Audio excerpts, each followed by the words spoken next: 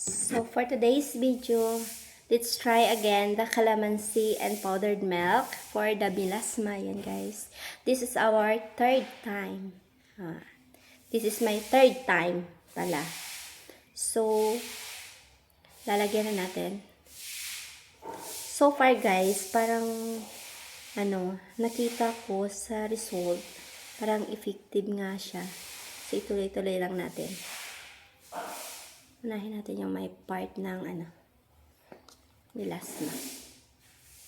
Yan.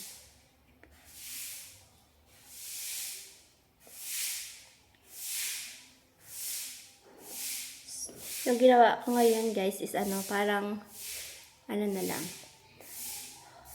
half spoon ng milk at isang kalamansi para medyo mas tipid. Since balak kong lagyan yung mukha lang at liig. Ayan na. Ayan ang part ng melasma.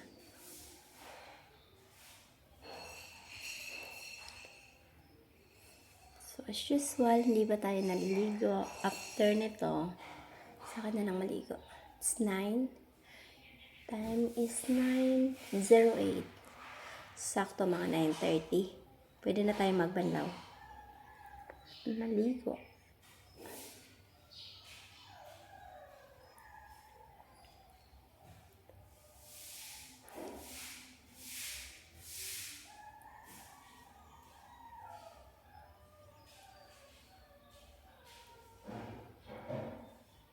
Yan.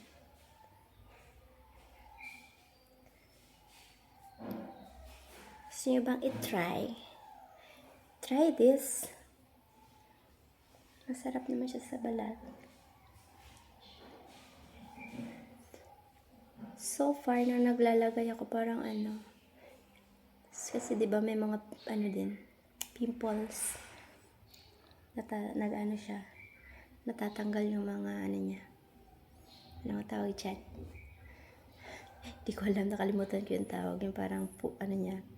Parang mas mabilis siya ang gumaling, heal yung pimples.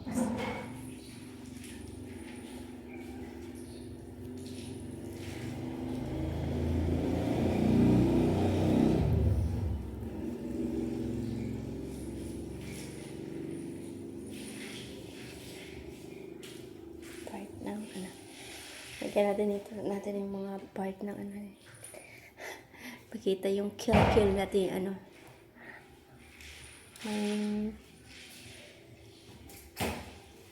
balahibo. So,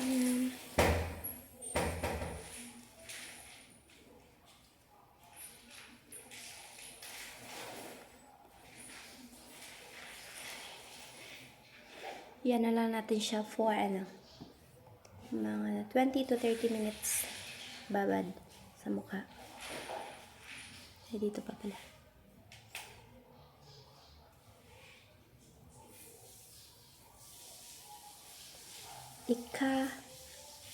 Siya.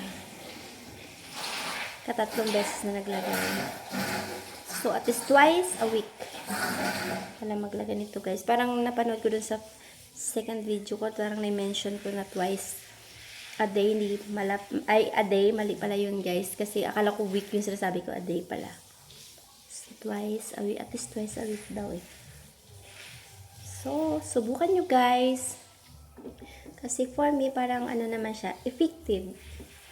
Medyo, ayan Ayan yung melasma. Ito nga part. Tapos dito. Tapos dito. Ayan. Dito nga part. Sa may, usually dito talaga. Tapos dito, diba? Tapos dito.